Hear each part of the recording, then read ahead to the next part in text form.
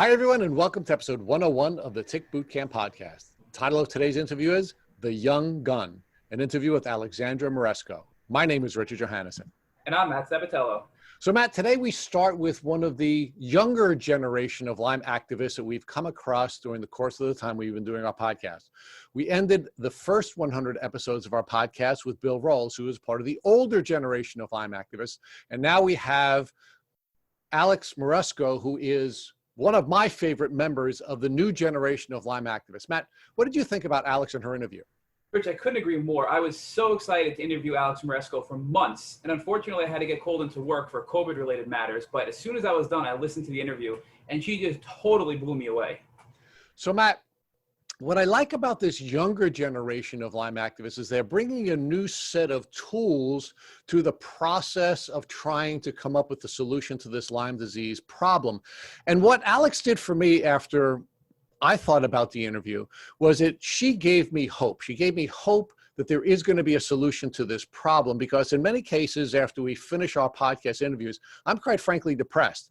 We talk with folks who, in many cases, overcome some challenges, and there's inspiration that comes from watching them overcome their personal challenges. But the depression for me comes when I feel like there's no hope, that, we just have more and more people getting sick. We have more and more young lives being ruined. And Ali Moresco really changed my perspective, because she gave me hope that she and people like her are going to make sure that we get the changes that are necessary to overcome this challenge. So I really admire Alex Moresco. I admire the group of young people who are forming around her. And I really have hope now that there is going to be a cure for Lyme disease. And Rich, one of the great things that Allie's done recently to show exactly what you just described is she petitioned all the Congress people across the United States through her social media outreach to increase funding with the CDC for Lyme disease. And just yesterday, we won that fight. So Matt, let's now cut to the interview with Alex Moresco. Hey, Alex, and welcome to the program. How are you? I'm good. Thank you so much for having me. I'm so excited. Well, we're really excited to have you too. We've already shared with you that we've been stalking you and your great work for a long time. So we're really blessed to have you join us today. And I know the folks who are followers of this podcast are really going to benefit from hearing your story. So thank you for joining us. Oh, thanks for having me. So Alex, can you share with us where you live and where you grew up? Yes. So I live in Chicago, right near like the Lincoln Park area. And I grew up in the suburbs of Chicago in Naperville, but I went to college at DePaul in the city and then fell in love with it and just never left. So during your childhood, what were you pursuing? What kind of goals did you set out for yourself? And why did you go to the college you went to? So I went to a small Catholic high school. I played sports. I played tennis and volleyball, and I did a lot of work for like the food pantry and was very focused on school. So that I was kind of like that nerdy, quiet kid. And I knew going into college that I was kind of a chicken and I would not want to be far away from my parents, because I'm a total homebody. I love my family. We're very, very close. So that's how I chose DePaul in the city. And yeah, it was a great decision. I was a PR and ad major, and they have at some point, I don't know if it still is, it was the #1 communications program in the US for colleges. So I kind of lucked out there. Started out as an accounting major, which was a horrible mistake because I'm terrible at math, and then eventually found my way into like PR and communications. And that's when things kind of clicked for me.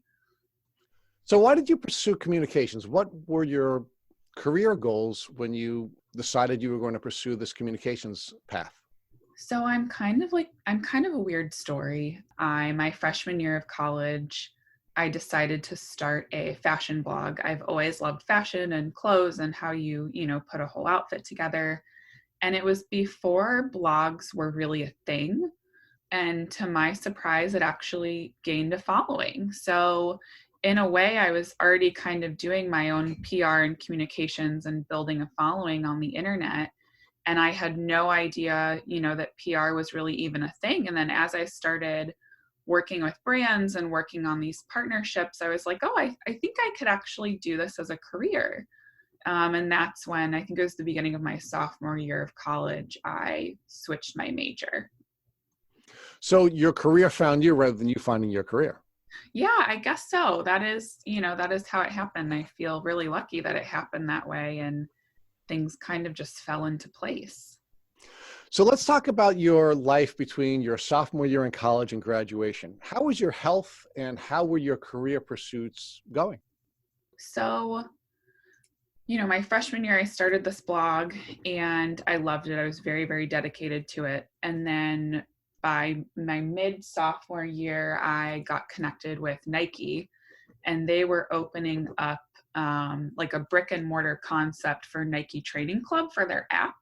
So I ended up joining this very small team of women to help open the store. And they were doing a lot of like college demographic research and all of these things. And it was when they were starting like influencer seeding, so sending product to influencers. So I helped build their original list for influencer seeding in Chicago. And it was a really rare experience where I really got to learn from the best. And these women were like really willing to share everything that they knew. And I really credit that with kind of how I got to where I was by the end of college, which was starting my own firm. And then in the middle there, I think it was end of sophomore year, beginning of junior year, I met my husband, who is from Michigan, and his family goes up to northern Michigan. And I went with them at the end. It was either end of my sophomore or end of my junior year. And that's where I got bit by a tick. And, we never found a tick and I got very sick. Yeah. So that was towards the end of college. And by the end of college, I was fading pretty quickly, but still working full time. Then I think it was a little after a year of being out of college and working full time, I was pretty much bedridden. So Alex, let's focus on your professional experiences. So your career finds you, you change your major, and you're now in the thick of working with some of the top women and one of the top companies in the world with Nike. Yeah, absolutely. So you're as a college student, you're on top of the world. You're doing really, really well, and you're learning from some of the best, and you're doing some really, really cool things. And then you start to show the symptoms of your tick disease. Let's outline that timeline for our listeners. Where were you in your career path, and how did the symptoms begin to develop? I had started a fairly successful company. It was called Moresco PR and Content Creation, and it started out, I worked with a lot of like local clients to Chicago, and then eventually built up my roster and worked, with some larger companies. I kind of got lucky, I guess. And I don't know if you're familiar with a drink with, it's probably actually something you would really like, but it was a website, and the host, Hillary Sawchuk, would sit down with celebrities and have a drink with people. And we're talking about like John Legend and Chrissy Teigen, Richard Branson, Bethany Frankel, like really big A-list celebrity names. And she reached out to me and she was like, I got a deal with Acura to go to Sundance Film Festival and I want you to go with me. So that was kind of my first client, and that was my sophomore year. And it happened accidentally. This woman just called me up and was like, can you come and can you help me? And I was like, yeah. So I worked with her on social media and talent relations and production. And that's when I kind of dipped my toe in outside of Nike and outside of like my own blog. And so I really felt like, I was headed in the right direction. And that's when I kind of saw my career like aligning and things started to click for me. And then a few years, later, probably 2 years into that, by my senior year was when I started to get sick and experience symptoms. And my first symptoms were it was like a cold and a flu, which now looking back on it, I'm like, oh my God, it was the first stages of Lyme and I had no idea. Now let's talk about that, Alex. What did you know about ticks and tick diseases at that time in your life? I did not know anything. I think like a lot of people, I grew up, my mom always sprayed us because my mom actually grew up in New York, New Jersey, Connecticut. So she was always very tick aware. But I just think as a kid, like I never really realized, like why she was spraying us with things or checking us or things like that. And, you know, even my husband's family, where they're all from Michigan, was not aware. And like, it was never once brought up. Nobody sprayed themselves. Nobody wore, you know, the long socks and the long colored light clothing. And so I had no idea. And here I was, like a total city girl, going up to Ludington, Michigan for the first time. I knew nothing. I knew literally nothing. And now I know everything. So it's kind of ironic. So Alex, do you believe you were bitten by a tick in Michigan or somewhere else? Oh, 100%. It was in Michigan. And you believe that just based on thinking back when your symptoms developed as opposed to you finding a tick biting you? Yes. So I went to Michigan, and then I did not get a bullseye rash, but within a week of coming back, I developed this like strange rash, literally from my head to my toes. And I went to like a dermatologist, and they like had no idea what it was. They gave me just like random prescriptions to try to get rid of it, and nothing ever got rid of it. And then within probably 3 or 4 weeks of coming home from Michigan, I started developing flu-like symptoms. And my GP at Northwestern was like, "Oh, you have a summer cold." And I probably was in her office every week for like 3 months. And it was always the same thing. "You have a cold, you have a flu. I think you're stressed. I think you're depressed." And it was always something new, you know, when she couldn't figure out or explain why it wasn't going away.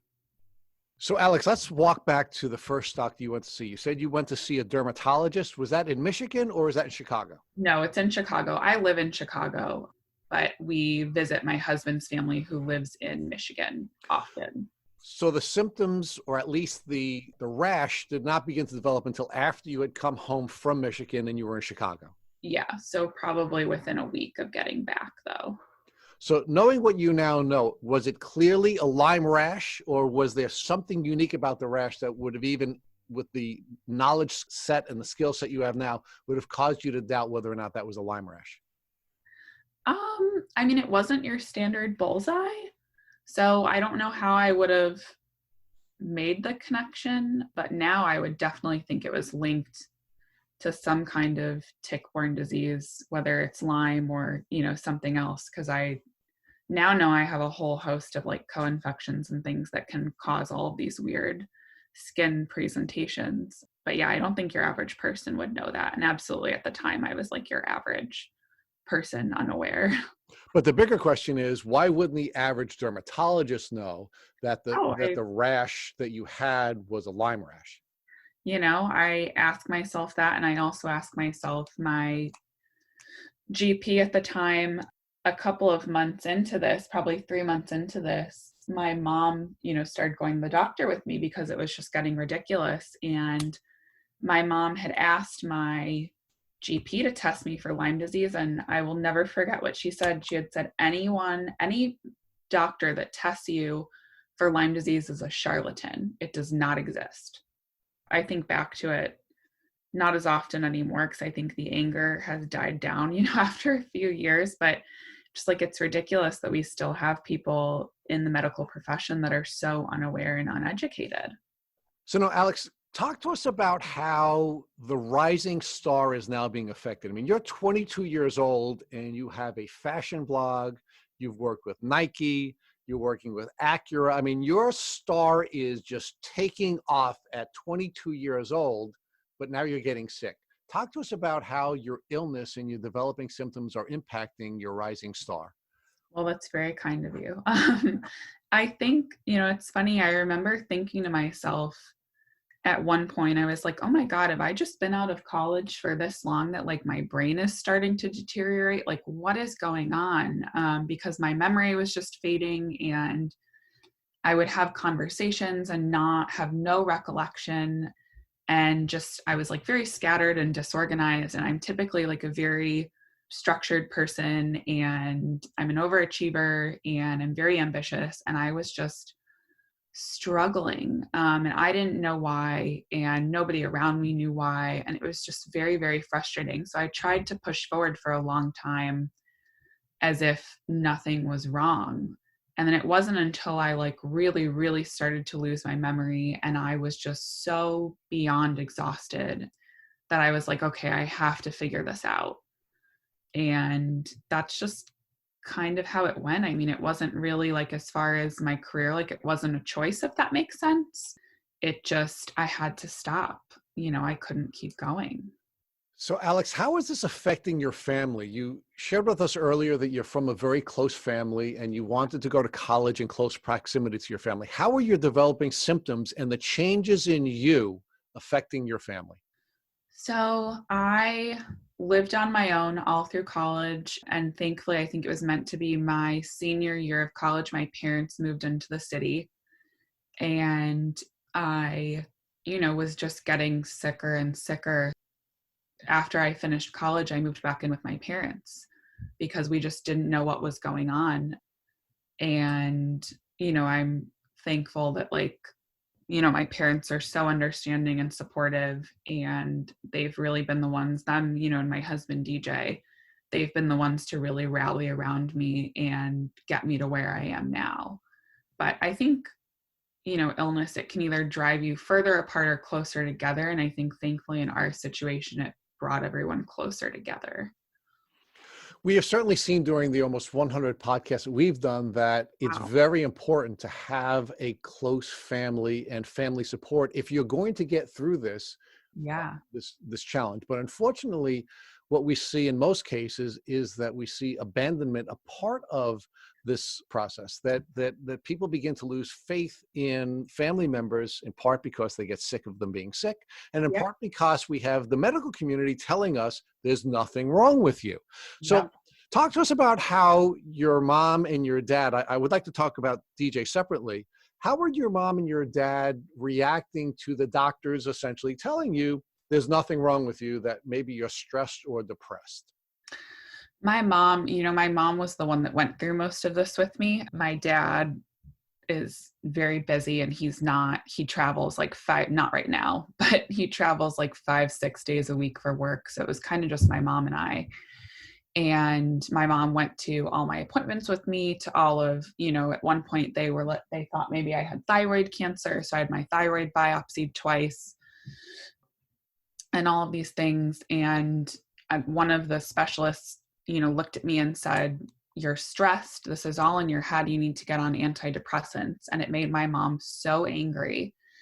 And thankfully, my mom was just always in my corner. And if you ever talk to my mom about this, she's the first one to say, that there's something wrong with your child just, when their whole demeanor and their whole personality changes. Like, somebody doesn't go from being like driven and ambitious and independent to wanting to be in bed all the time. Like, nobody would choose that path. So I was very lucky that I had my mom really to support me in my corner with this, because you're absolutely right. When you have doctors that are supposed to be our experts looking at you and saying, "Oh, there's nothing wrong with you," I think we just tend to trust what they tell us, and we don't really question things. And it's not until you're in the thick of something that you're like, "No, this is not right. Something is off here." And I would think, Alex, even a precocious and successful 22-year-old, the way you were at the time that you were going through these challenges, would probably be hesitant to challenge doctors. But you had your mom there with you, and she was, of course, not sick, and she Yes. knew there were changes in you, and she knew that you would never choose any of this. So how was your mom interfacing with your doctors, and what impact was that having on your doctors? So what ended up happening was, I think there was only like one specialist, like a thyroid specialist that we saw twice, who was like blatantly very rude and condescending. And at first, like with my GP, my mom did, back down to her, because you just trust what they tell you. And then by the end of it, 'cause it took me 2 years to get diagnosed, which I know sadly is a short amount of time for most people looking to get a diagnosis. But by the end of it, she just wasn't really putting up with it. And then we'd, go on to the next one. We just never, my mom never gave up. I never gave up. And we just kept trying to figure it out until we found somebody that would listen. So, Alex, how many doctors did you see between the time that you first started showing symptoms that brought you to a doctor and the time that you finally got a diagnosis? Honestly, I can't even give you an exact number, but I literally saw specialists, for everything under the sun, because I was, told, "Oh, you probably have this, you probably have that," so many times. So it was everything from like lupus to MS to thyroid cancer to non-Hodgkin's lymphoma to Crohn's. Like it was, every single thing at a different point in time was brought up. And it's funny because it was literally everything but Lyme disease. So it wasn't until the last doctor that was like, I think we should test you for Lyme disease. And we were like, oh, here we are, here we go. So no, Alex, at this time, you're living in Chicago, where there are some of the top hospitals and medical centers in the world. Oh, yeah. Yet you're going to doctor after doctor and you're not getting a diagnosis. Yep. Tell me now, looking back at that, how frustrating that was for you. It was incredibly frustrating. I think, we have Northwestern here, we have Rush, we have Loyola, and I saw doctors at all of them. And the fact that at 3 top hospitals, nobody could figure this out. And nobody was willing to look outside of the box of what they were taught or what they were aware of is very disappointing. I think just in general of our medical field. And I know that's not just specific to Chicago, but looking back on it, I think the most frustrating, disappointing thing is that they just want to fit you in the box. They want to fit your symptoms in the box. And if there's anything outside of something they're not aware of, it just, in their heads, it means it's not true, or you're making it up, or, it's mental illness. And in reality, that's not true. There's tons of things that go on with the body and that go wrong with the body. And just because it's something that they're not aware of doesn't make it false. And that, was very disappointing. Now, Alex, I'm going to ask you the charge question that keeps coming up, so I have to keep asking it. Do you believe that your gender played a role in the medical community's failure to diagnose you? I think that unfortunately, women in pain are not, and the same thing goes for men, right? We've all probably experienced it in relation to getting this diagnosis, the specific tick-borne illness diagnosis, because it is so controversial, even though it should not be. I think women's pain is not taken as seriously. I think we are seen as being, dramatic and sensitive and emotional. And, who isn't with Lyme disease because it impacts you neurologically. But I do think it takes us longer to get diagnosed because of it. And I have a very close friend that, fortunately does not have tick-borne illness, but has other illnesses. And she has been treated terribly because of it. And it's, totally around like very sensitive topics of not being able to have children, surgeries, very serious diagnoses. And she's always had these male doctors that have kind of just treated her terribly. And you hear these stories and you're like, how can people not have more compassion around these sensitive subjects and this type of excruciating pain? And I hope that, women sharing their stories and speaking up in a lot of the things we've seen, really in the past year, I hope it helps influence the medical field to take women more seriously. So let's talk about the social impact that this disease has had on you. And I specifically want to focus still on that window of time between when you're 22 and 24. So how were your developing symptoms impacting your social life? And I want to segregate DJ for a minute, your husband, from everyone else. How were your other friends relating to you and interacting with you now that you went from being this really hard-charging, successful young woman, and now you're starting to get sick? So I think I was like, I was never really like a party girl. I was never that exciting. But I did have a good, close group of friends in college that unfortunately, as I got sicker, really did not understand. And I lost pretty much all of those friends. I only have one friend that like really stuck around. And this whole thing, I think, brought us closer, fortunately. But I think just at that age, like in your early 20s, other people just cannot imagine being that sick. And I was angry for a really long time, that those people like left me in this time of like critical need. And now I think back on it and I'm like, I can't blame them. I get it.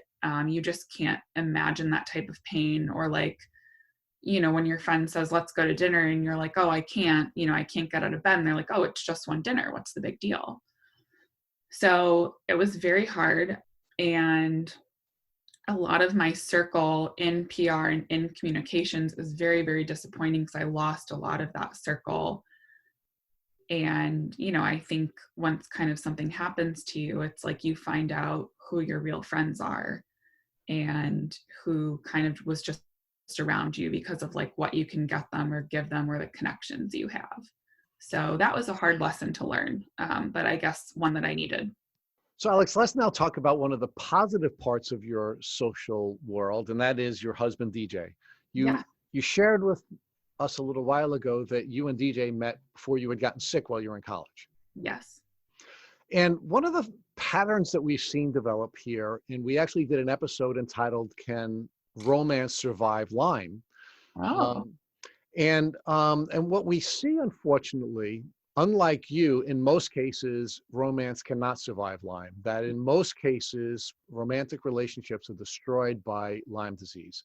And I'd like you to share with us why you think you were able to continue to have a relationship with the man who met you when you were at your peak. Because I'm sure part of what attracted DJ to you is that you were this very successful woman who was at a very young age having unbelievable career success before you even graduated from college. So you were this hard charging, very successful blogger, young woman working with some of the top women in the business community in Chicago, working with Nike, working with Acura, and all of those things I'm sure were very attractive to him. I'm sure there are other things, including your appearance, that were attractive to him. So why do you think, despite all the change that you went through, that this guy was willing to stay with you? I think thankfully, like my mom, my husband has been one of my biggest champions. And I give a lot of credit, to the way that he was raised. He was raised really well. And I think he was raised in a way to know that like when times get tough, you don't abandon the person you're with. And I think for me, it was like a gradual slip into illness, if that makes sense. And I think similar to like how my parents saw me, you know that it's not a choice, that there's a reason for it. And he also, was just trying to figure it out. And he's always been so supportive of me and anything I've ever wanted to do or try. And yeah, it was a very strange like turn of events when I had to stop working, because one of the reasons that I love my husband and admire him is because he is just as ambitious, as I was. And I think, I still am, just in a different way. Together, we were very passionate, about our separate careers and shared a lot of similar values. And then when that changes, it is a strange thing and a strange dynamic. But I think thankfully for me, and I know we'll get into this, so I won't talk about it too much now, I kind of shifted my focus right away to fundraising. And, I was able then to still have like my own passion, which was really nice. Let's stay with the romance part of this, though, and let's give you a little bit more credit too. And I appreciate that you're being very kind in the way you're describing your husband as a good man who was raised by good people. But there's also got to be something special about you as well, because you're going through all kinds of change. You're going through physical changes. You're going through emotional changes. You're going through intellectual changes. You have all kinds of things going on. You don't know why you're sick, yet you're still able to stay in a healthy relationship. So tell us about what you did and what other Lymies can do so that you can continue to have healthy relationships with people in a romantic setting. I think that communication is a big thing. And I think with like Lyme brain, it can be really difficult to communicate what you want and or need, and our partners can't read our minds. So I just always made sure that I was very open and honest about what I was experiencing or feeling or thinking, and I think that's what got us through a lot of this, was that open communication. And we still tried, to enjoy each other's company, and that absolutely changed. We couldn't really go out anymore, go, to cocktail bars or whatever. But we just started doing other things and playing board games and watching movies and working on projects and doing puzzles and things that were very low effort, but still just enjoyable, where we could just spend time together and still make time to enjoy, just the two of us in a way that typically we would, by going out on like date night on Friday, or whatever that looks like. So we absolutely, we both had to adapt and change our lifestyles, but it was a change, that we were willing to make for each other to get through the beginning stages of me getting sick. So, Alex, while you're going through your diagnostic journey and you are being diagnosed with everything other than Lyme, Yeah. were you beginning to doubt whether or not you were really sick? Did you start to doubt yourself? I think at certain points you do kind of feel like you're crazy. And, every time something came back as negative, you're like, oh, thank God it's not that. And little did I know, I was in store for this whole other thing. But yeah, you do kind of feel crazy at a certain point as the years go by. Like, why do I feel this way? Why can nobody figure it out? And I think thankfully, like, I never gave up on it, but I could see where it is very defeating, especially mentally. Well, what role did DJ and your mom, who seem to be the two rocks in your life, play in preventing, they just simply didn't join the chorus in your head or the chorus from the medical community where they were saying you were crazy, right? You had two really solid people in your life who were not joining the chorus of telling you were crazy. They both, I spent a lot of time crying and doubting, and they both echoed the same message that no matter what, we would figure this out, that, not to give up, we would figure this out. So that was, their sentiment to me frequently. And I think that's a big part of what kept me going to eventually, find my diagnosis. So now let's talk about the diagnosis. When and where did you finally get a Lyme disease diagnosis? So I was kind of desperate by the time I got it to figure out what was wrong with me. So I actually, this goes way back, when I was little, like very little, I used to get reoccurring mycoplasma pneumonia, and nothing was helping. And my mom found a couple actually that worked at Rush University, and they were doing Chinese medicine in conjunction with Western medicine. And they're the ones actually through Western medicine and acupuncture that actually helped me heal when I was little. So I was like, I'm going to see if I can find these doctors. And I tracked one of them down, and Dr. Dumont, and he was at the Raby Institute within Northwestern, which is, who would have thought Northwestern has like an integrative medicine practice, but they do. And he was not accepting new patients. And I found his email, and I blindly sent him this email and was like, I don't know if you'll remember me, but you helped me when I was little, and this is what I'm going through. And will you please see me? And literally days later, he got me in. And he started testing me for things, and he put me on homeopathic supplements to try to just start treating some of the individual symptoms. Then eventually he was like, I think we should test you for Lyme disease. And it had just so happened that exactly a year earlier, he had seen his first ever case of Lyme, and a woman presenting with the exact same symptoms. And that's how he thought to test me. And he tested me just with what he knew, which was a Western blot. And thankfully he knew enough that my test did not come back positive, but I had a bunch of different bars come back. And he was like, I really still think we need to explore this. And he referred me to a specialist, Dr. Moresco at Fox Valley Wellness in Wisconsin. And he's actually the one that did all of the IGeneX blood work and all of this other stuff to confirm it. And he's the one that actually eventually diagnosed me. But it was Dr. Dumont at the Raby Institute that finally put it together that it was Lyme disease.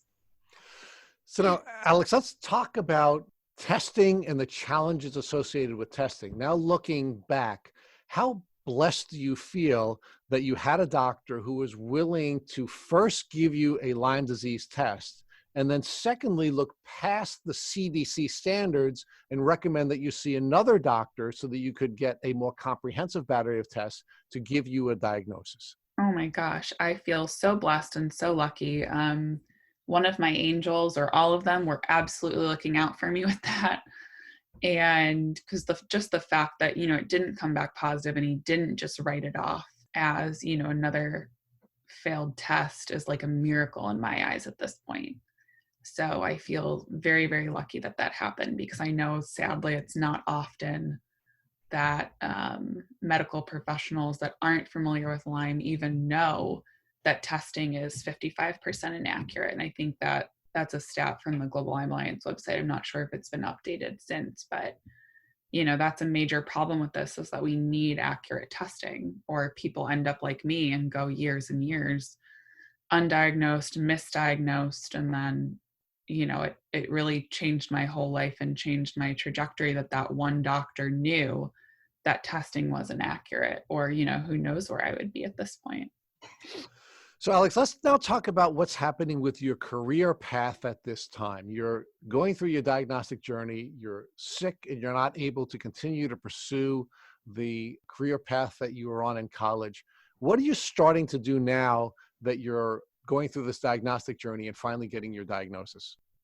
At this point, I really was not working at all. And I think a lot of us, and it goes back to, why you and Matt started the podcast as well. Once you start researching what it means to get a Lyme diagnosis, and you learn that, insurance will not cover treatment and all of these things, you just feel this need to do something. So at this point, I was not working at all. And I was like, oh my God, I have to do something about this for other people.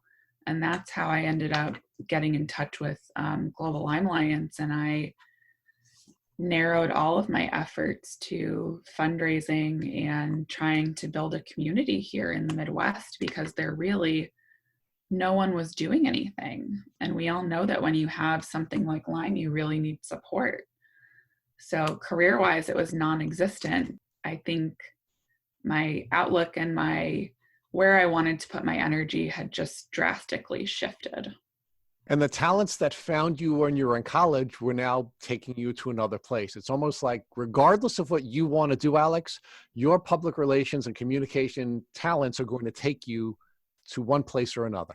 Yeah, absolutely. And I feel like everything was kind of not necessarily meant to be, because I wouldn't say that tick-borne illness is meant to be for anyone, but the skill set that I had was meant to be, to be able to flip that and apply that to fundraising and helping others. I don't think I could have done it without the skill set that I had in PR and events and like digital media. So I was lucky that, I kind of already knew that stuff. So now you have a diagnosis. What is your plan? What is your healing plan now that you have your diagnosis? So my original healing plan, I worked with a doctor under Dr. Moresco at Fox Valley Wellness, and he was a mostly holistic practitioner, which absolutely, works for some people. That's what's so hard with Lyme, is that what works for you might not work for me, right? And he put me on pretty much an all natural path, and it helped a little bit, but I still continued to deteriorate. And I think that he just had, I don't want to say more faith than he should have, but his outlook was, you're young, you'll bounce back from this because you're only, 20 something years old. And I think we just weren't aggressive with it right off the bat. So my original doctor had said, oh, in 6 months, you'll be fine. And, 6 months later, I was getting married and could barely stand up, and I was absolutely not fine. So Alex, what treatment protocol did they offer to you initially? Were you taking antibiotics, or was it something else that you were using? I was taking one oral antibiotic, and I don't remember which one it was. It might have actually been Doxy. And I was just on a lot of supplements, a lot of, just tons. And I think I was taking like 50 pills a day. at least, and like multiple times a day. And I was just on a ton of supplements. And that's really all that I was doing for the first probably 6 months of my treatment. So your health continued to decline despite your initial treatment. So what did that cause you to do? So eventually, the Dr. Mrez, who's the owner and now the sole doctor at Fox Valley Wellness, he started coming and sitting in on my appointments and changing a lot of things to be more aggressive. So that was kind of the second step in my treatment. And then I started to notice little improvements here and there. And then eventually Dr. Mrez took me on as his patient, and I adore him, and I have a very close relationship with him now. And he gave me a PICC line, put me on IV Rocephin. I started ozone therapy. And I think I give a lot of credit to that phase of my treatment for being what got me over the hump of like being bedridden and getting me out of bed. And nowhere near, normal at that point, but it made me a little bit of a functioning human being again. Let's just capture the essence of what changed when Dr. Moresco took you on as a patient. You went from taking oral antibiotics and some other form of supplement for about 6 months, and you continued to decline. Then I guess shortly after you got married, you and Dr. Moresco started to work together more closely, and with a more aggressive antibiotic and with ozone therapy, you started to now regain your health. Yes, absolutely. That sounds correct. So for how long a period of time were you taking the Rocephin and taking the ozone treatment, and why did you pivot from that to something else? So I did the IV Rocephin for a very long time. I was on it for almost a year at varying doses because when I would come off of it, I would immediately crash. So I actually very recently just came off of it maybe a month ago, and it's the first time in like over a year that I haven't been on some form of IV antibiotic. But what really happened was I ended up not this past February, the one before this, I got diagnosed with dysautonomia, and it explained a lot of my symptoms. And we started looking into some of these other like residual symptoms that I was having that Dr. Mrez believed now were caused by things other than tick-borne illness. And I ended up doing an immune challenge, and I was diagnosed with a severe immunodeficiency. So he wanted me to go on IVIG, and my insurance company fought it for a year. And then finally in October, it was approved and I started it. And that has actually really been what has gotten me so much healthier than I even got from the IV Rocephin. Yeah, I actually now credit IVIG with being a really large part of my healing process. But that's why, we moved on to this next phase of treatment.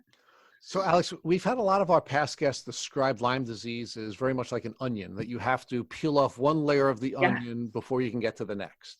Absolutely. So if you were to use that metaphor, would you believe that the IV antibiotics and the ozone sort of took the first layer of the onion off so that you could regain enough health so that you can now take the next step in your journey?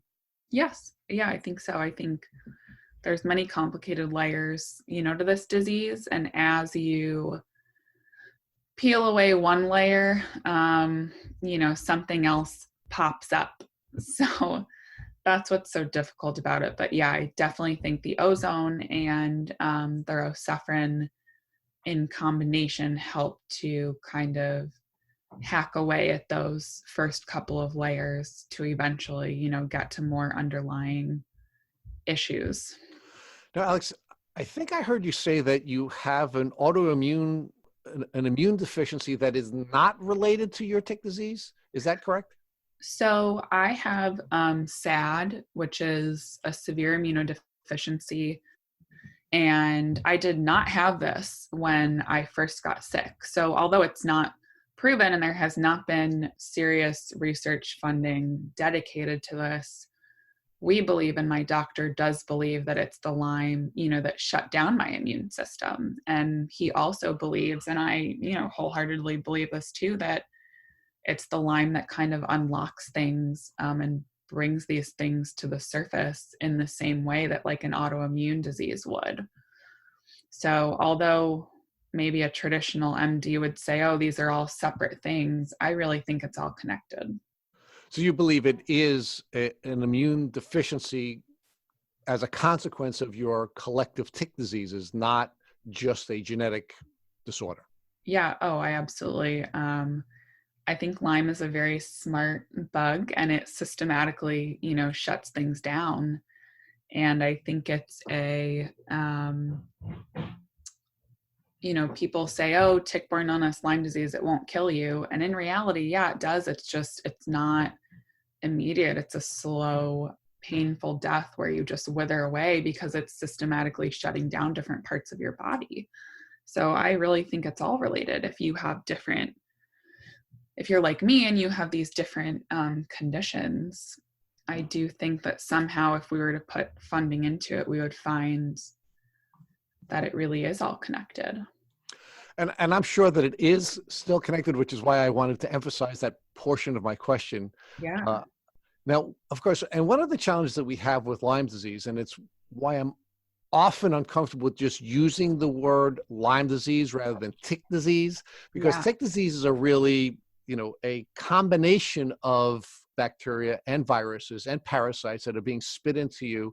And because it's a multi-infection, we often see, the immune system being shut down, even when the Lyme disease itself or the Lyme bacteria itself seems to have been removed from the system.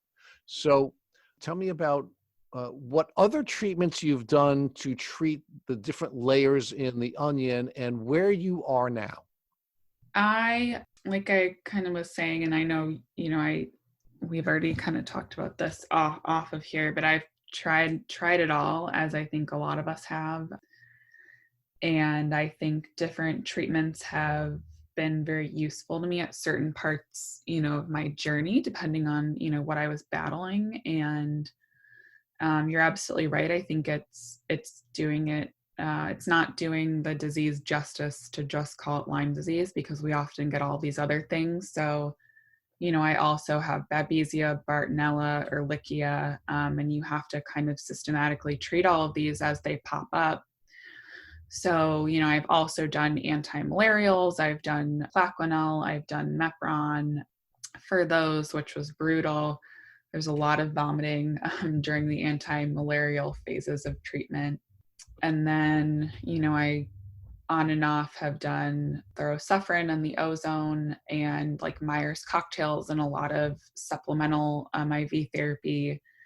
And then eventually I started kind of figuring out that like peptides and amino acids, my body does really well with those. So I actually do daily amino acid drips, which has been a big thing for me. And I do hydration therapy with mostly saline for my dysautonomia. And I'll do that just as needed. So typically 2 to 3 times a week. And that helps a lot with my POTS and dysautonomia symptoms. And, I'm currently on IVIG, and that has been a game changer just for everything. So yeah, I would say like, if one thing doesn't work for you, try something else and don't be discouraged, because eventually you do find like the right cocktail of things for your body and your symptoms. So Alex, talk to us about the game changers. For you, it sounds like there were 2 game changers. It was the IV antibiotics with the ozone and then the IVIG. Are they the 2 major treatment protocols that got you to the point where you are today? Yes. So I think the first piece of it was the IV antibiotic and the ozone. And then I think the second piece of it was IVIG. I think IVIG in general, it just lifts up your body and it supports, every function of your system. And the first probably like 6 weeks of it were brutal. It is, and I'm somebody with tick-borne illness, and I'm saying that it's exhaustion like you've never felt exhaustion. It's bad. and it gives you pretty terrible histamine reactions. So you do have to be very careful with the dosage. So you're not, triggering like MCAS. So I started on a very low dose of it and have slowly been working my way up. But overall, I've seen my energy increase. I have seen my neurological problems decrease. I've seen my brain function and my mental function increase. And those are things, I haven't seen in all of my years of treatment thus far. And then I would say the second piece of that is kind of supplementing that with peptide therapy. And I personally do thymosin alpha 1 injections, and I did it 30 days for every day. And then my doctor took me down to just doing it twice a week. And pretty immediately after starting those injections, we saw my T cell count go up and my white blood cell count go up. So I do think the two of those therapies in conjunction with each other have been very, very helpful, have been truly game changers. Alex, let's talk about the battle you had to go through in order to be able to start the IVIG. Yeah. You shared with me a little bit earlier that you had to battle with your insurance company for about a year before you were able to get this protocol approved. Can you share with us what that battle was like and what impact it had on you and your family? It was absolutely brutal. It was probably one of the toughest things that I've gone through, because it's just so depressing getting denial after denial. And so I want to make this clear to people that I did not get IVIG approved for tick-borne illness. It was approved for my immunodeficiency. So because IVIG and sub-Q IG, any form of IgG therapy, is so incredibly expensive, it really can only be approved for immunodeficiencies. So it was about a year of battling with our insurance company for it, and just getting all these denials saying that it was, quote, experimental treatment. And it was not until my doctor was like, oh, let's do an immune challenge.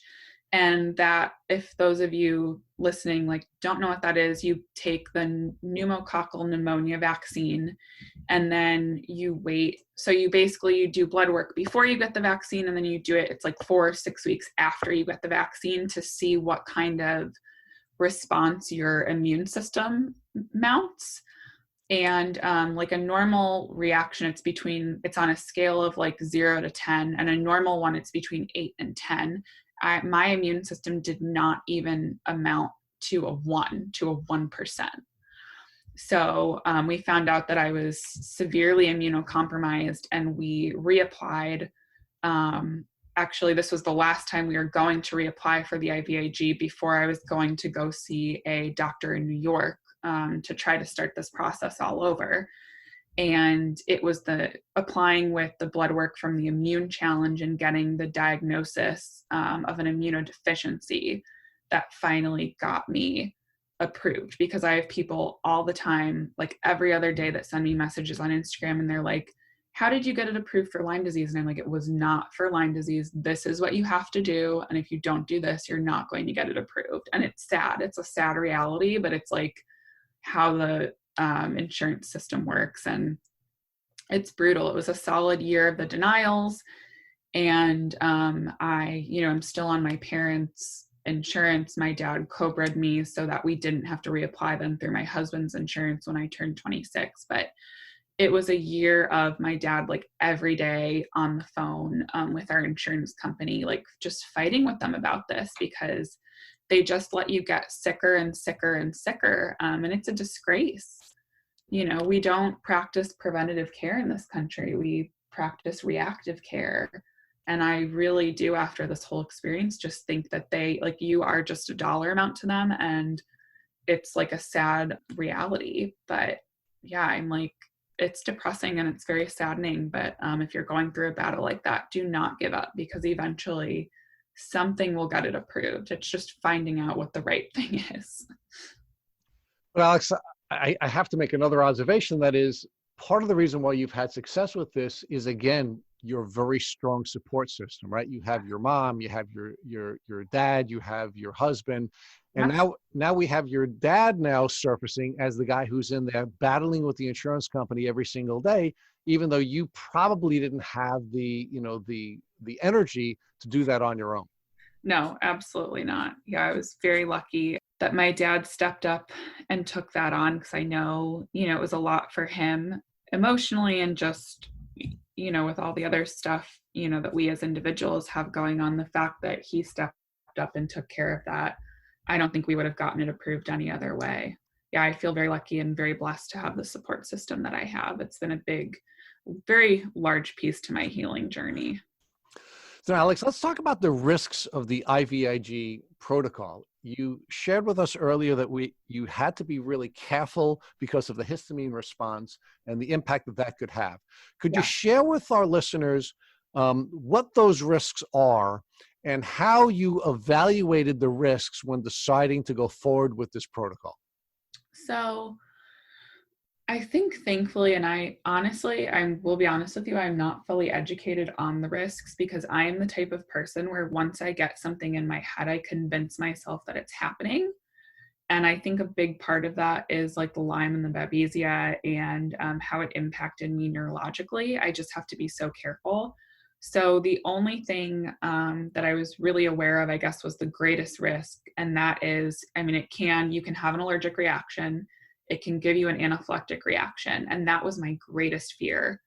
And that's why I actually take a lot of Benadryl before and after, because it does cause me, I don't know if you would say moderate histamine reactions. I run a low-grade fever, I get hives, and the injection site swells up. And that's why my doctor actually, probably 12 weeks into the treatment, he did all of the blood work for histamine reactions and MCAS, just to make sure that that was not happening for me. So I think if you have a doctor that really knows what they're doing and is aware of the risks, you can kind of trust them to look at what needs to be looked at and not overburden yourself, because I know that it can be really difficult to take that all on, like in your own brain. You have to kind of trust the people that you're working with. But I think at that point for me, I was just getting sicker and sicker, and I knew that if we didn't find something drastic, I wasn't going to get any better. So I was like totally on board, you know, with doing IVIG. And I talked to a lot of people in the community, in the Lyme community, about how IVIG had helped them. And that for me was a big thing, and a very positive thing was hearing about how it helped other people. And I think that's ultimately how I really decided to move forward with it. So let's talk about the impact it's now had. Share with us where you were before you started the IVIG therapy and where you are now. When I started, I was still not doing great. I was still on IV antibiotics. I was still extremely low energy, and my neurological function was not great. And now, I think this past week I had my 19th IVIG treatment. I go weekly. And now I have more energy. My pain has gone down. My neurological function has gone up. So overall, it's really positively impacted everything. And I'm just able to be a higher functioning human being and live my life with a better quality of life. I will, in theory, do IVIG for about a year to a year and a half, but who really knows? I mean, I'll do it, you know, as long as I have to. I'm happy to keep doing it. So we'll see where it goes. So can you put some more meat on the bone for us?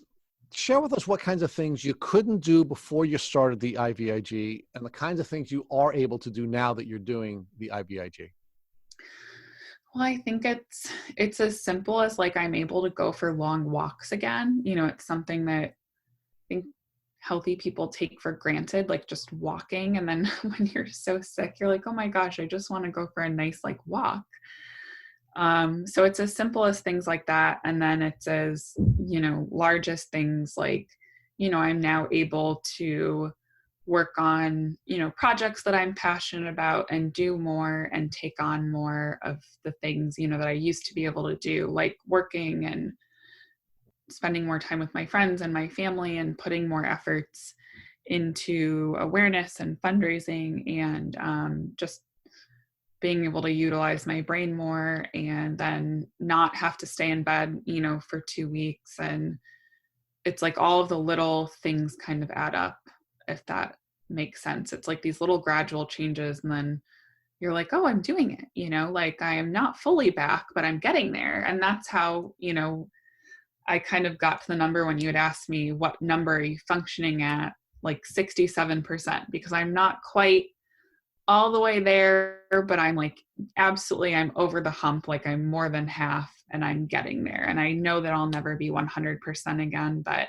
I'm happy with where I'm at and I'm thankful to be where I'm at with this whole thing. So I do have to come back to the 67%. We asked that question of all of our guests on our pre-interview questionnaire, and you're the only one to have given us a number like that. So give us some more insight into the mind of Alex and how she can come to a number like 67% for the percentage of recovery that you're at. Well, I said it earlier, I'm a weird duck, so I guess that just proves it if no one else has ever said it. But actually, every time I see Dr. Mrez, they ask you, what percent are you at? And I think I always tend to say like 60%, 70%, 40%. And in reality, there is this kind of gradual change in between those numbers, right? Like it's not just 50% or 60%, like you can be somewhere in between. And I think it also depends on like week to week, my number changes. So this week I am feeling good. I'm functioning well. So I'd say I'm almost at 70%, but I'm not quite there yet or on this day. So that's kind of how I got there. Is it's like that gray space in between. So that's the number that clicked for me. So that's what I went with. So let's talk about now the professional transformation you've made. And long before you got to 67%, you began to dedicate your life and your career to raising money for the cause that we're discussing here and the purpose of this podcast. So talk to us about what caused you to pivot from the for-profit world to the not-for-profit world. I think your whole world just kind of changes and you see what's really important and you see how much people are struggling. It sounds really silly, but while I was sick, I watched a lot of reality TV, and I was watching Real Housewives, and I saw the episode where Yolanda Hadid goes to the Global Lyme Alliance Gala.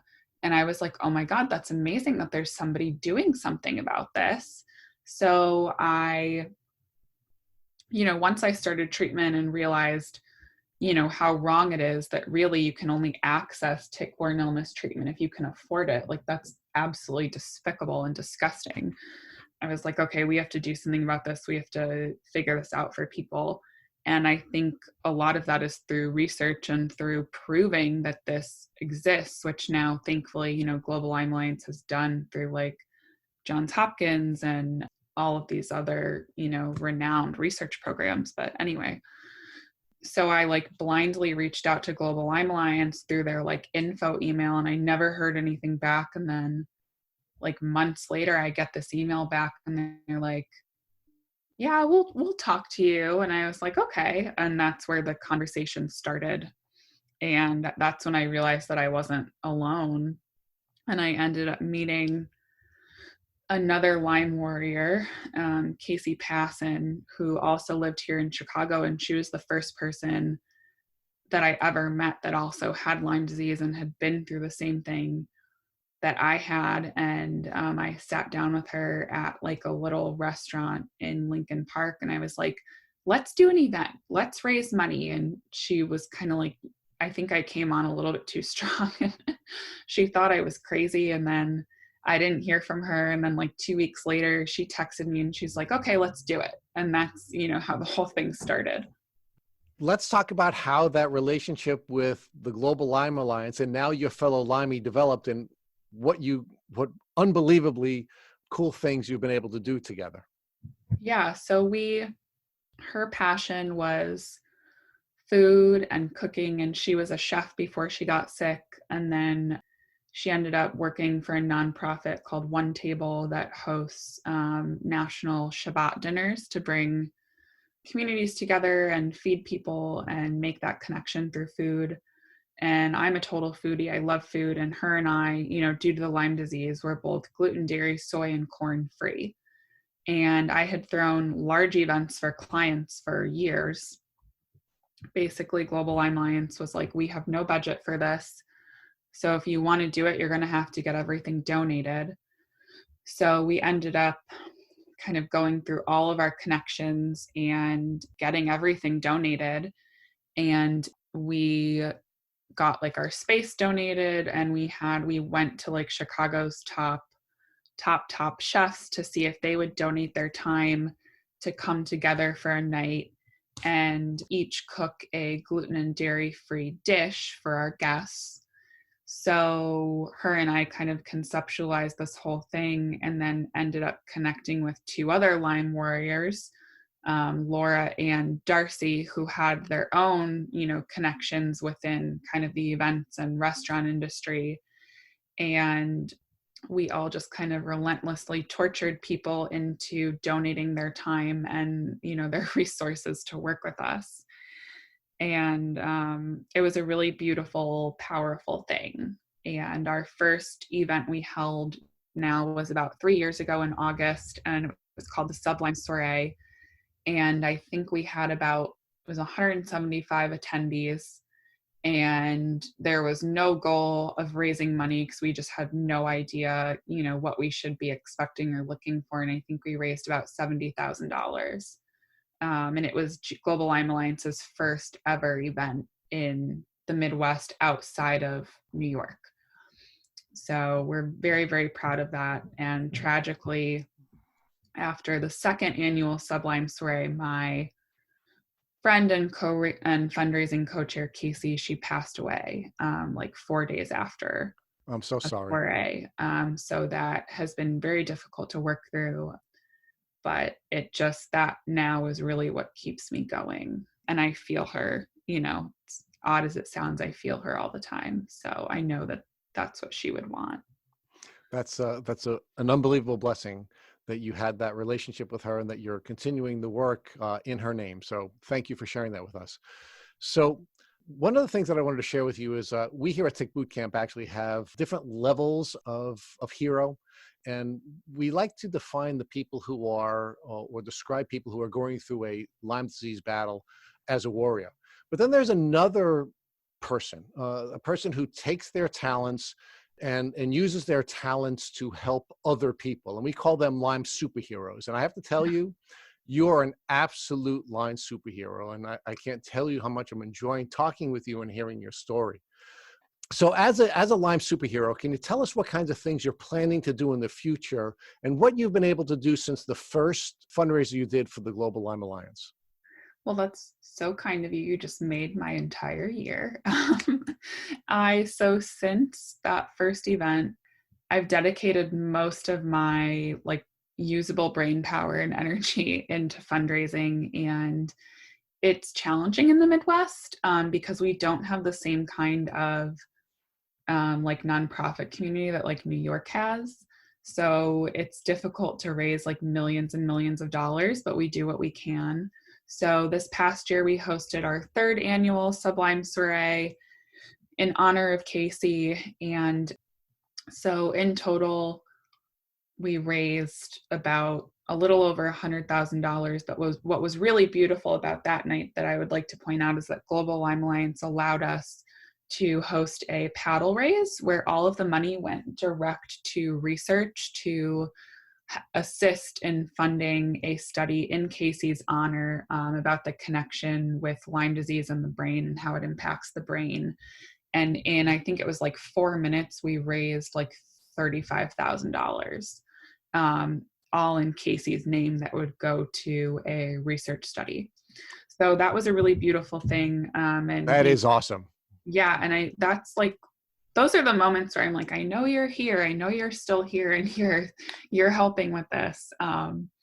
But since then, I've raised a little over $350,000, and all of that's gone to Global Lyme Alliance. And I absolutely, support other organizations. Wow.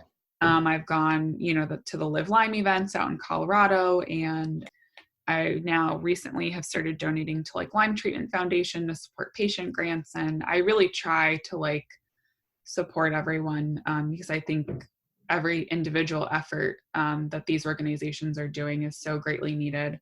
So I do a lot of fundraising and host a lot of events in Chicago. And then as of recently, I've turned some of my efforts towards like policy and lobbying for the K-Hagen-Tick Act. So I was actually in February was in DC, and I met with senators and congressmen and representatives from Illinois and Missouri, because that's who was willing to see me. And that was very, very powerful. And my husband and I went with my mom in February, and my husband and I were planning on going back in May. And unfortunately now we're unable to do that due to the pandemic. But we are going to keep fighting and keep lobbying, because I really think that the policy changes will be, the next phase of like justice for Lyme patients, because all of the research is great, but now we need insurance coverage to start helping people. Now, Alex, I think it's important for me to point out to our listeners that you were doing all this superhero work before you got to 67%. You raised the $350,000 and had all of these events. You hosted all of these events, and you were working on this policy effort before you got to 67%. Yes. And I think at times I sacrificed my own health and wellness on behalf of these efforts, but it's difficult not to. You see what people are going through, and you get the messages every day from people saying they're not sure, if they can live another day. And still, it just makes me want to cry, because, so many people feel that way and are just not in the position to get help. And that's what we need to change. And that's why I'm happy, at times to put my own healing on hold to try to make a difference. So I'm not saying anyone else should do that. Do not sacrifice your own health on behalf of others. But, we've got to be fiery and passionate about it. And as I get better, I'm just going to keep fighting this harder and harder. So that's why I'm dedicated to getting healthier, even beyond 67%, because then we're all in trouble. I think we're all in trouble already, Alex, but let's talk about some of the other things you're doing, because it's not just the fundraising that you're doing.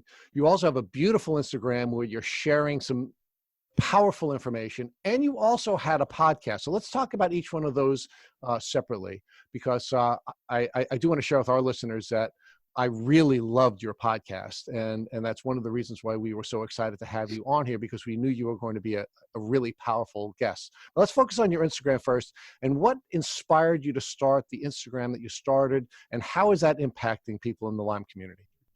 So I originally started my Instagram for my fashion blog, and that's where I originally grew my following. And it's been interesting because I've lost a lot of followers from that time in my life, but I've gained a lot of followers from the chronic illness community.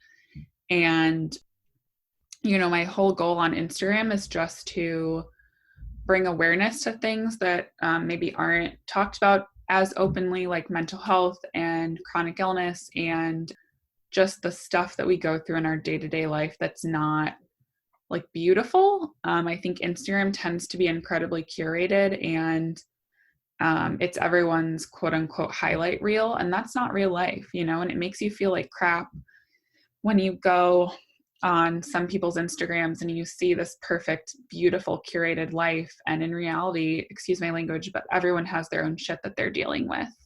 So that's kind of what inspired me to start putting myself out there more on Instagram and trying to bring resources to people, and to help them feel like they're not alone and build this like this sense of community. And then eventually I started the In the Limelight podcast, which I used to do very regularly. And my whole goal was just to make information around chronic illness digestible for people, because you read like these research studies and some of these blogs, and it's very confusing, and it takes a lot of brain power to digest it and understand it. And as you know, like living with Lyme brain, it can be very difficult. So I just wanted to break things down into layman's terms. And unfortunately, I do not host the podcast as regularly as I should. But my husband actually last night was like, you should start it again during the quarantine. And I was like, okay, you're right. I'll pick it back up. So, I just try to do things to help people and bring joy to people's lives. And, I've been lucky enough to build a really strong community online, and I'm just going to keep trying to do that. Well, I want to join your husband in his urging you to take up your podcast again, because it was really, really good. And, again, we're blessed to have you on our podcast, and you're blessing all of our listeners, but I think you could bless people on a more regular basis if you found the time and energy to restart your podcast, because it really was great. Thank you. I'm going to try, but we're lucky to have Tick Boot Camp. So I'm so happy that since, I got sick, all of these amazing resources have popped up. I think it's been a really powerful thing for our entire community. So Alex, tell us what your future goals are now that you've gone through this unbelievably beautiful transformation. And by the way, I have to take issue with your argument that your Instagram isn't beautiful. It's absolutely beautiful. But moving forward, now that you have all this energy and again, I don't know how anyone can compete with you even at 67%, but let's not focus on that number too much, even though it's making me laugh. What does the future hold, and how can we all help you to achieve these unbelievably powerful goals that you're setting for yourself? I think that a big thing for me is, I know I already said it, as I keep getting better, I just want to help more and more people, and really be a champion for this illness and for people suffering with this illness. And I will make sure that we see a change in our lifetime for people living with tick-borne disease. And I think the best thing that people can do to support me in that journey is using your voice, speaking up, and no effort is too big or too small, but we can all do something and chip in one way or another. And I always tell people, it doesn't have to be monetary, right? Like if I'm doing something, it doesn't have to be a monetary donation. You can write a letter to your congressman, you can write a letter to your senator. And also, in support of like the Kay-Hagan Tick Act and all of these other individual efforts, I will have representatives, congressmen, senators reach out to me to say, hey, I'm trying to push through this legislation. Can you please get people to call, this senator and this congressman every day until this goes to the floor? And I do my best effort to get people to do that. And we've been really successful in the past in Michigan and in Illinois. Something that I would be so grateful for is, as I put out those call to actions, if people would take some time and respond and speak up. Because like I said, I really feel like the next piece of this tick-borne illness crusade for justice is to have our voices heard, and to get legislation pushed through to help people so we can act on all of the amazing research that places like Global Lyme Alliance and Live Lyme Foundation and Bay Area Lyme Foundation are spending all this money to do. Well, Alex, I can commit to you right now that anything you want us to help you with, we will absolutely help you with. So please stay in touch with us and let us know. Oh, I will. So I have one final request for you. In the event that, God forbid, your husband came into your room tomorrow and showed you that he had a tick biting him on his leg, what would you have him do so that he wouldn't have to go on the terrible journey that you've had to go on? Well, I think we are so tick aware, and I know that that doesn't mean, you 100% won't get bit, because you can't, promise that to anyone. But him and I are so aware, and I say to him all the time, if you ever get bit, like, we're in trouble, because I'm not functional the way I used to be, and I rely on him for a lot of things. And thank God he, supports me and is an amazing human being. But, we wear light colored clothing. We spray ourselves with tick spray. We no longer go to Northern Michigan. And he's very, very careful. But the first thing I would do is, make sure that I get it out and I get it out correctly. And like the next day we would be going to my LLMD, and we would be doing whatever we had to do to make sure that he did not end up like me, because I do not want anyone to suffer the way that I've suffered, especially not my husband or a family member. And I know that not everyone has that resource of like knowing right away what to do, but that's why things like this are so important, to spread education and let people know, the resources that they have at their fingertips that, they're just not currently aware of. Thank you for listening to the Tick Bootcamp interview with our guest, Alex Moresco. To our listeners, we have a call to action. First, if you'd like to learn more about Alex Moresco and her tick disease journey, please follow her Instagram at Ali T. Moresco, ALITMORESCO.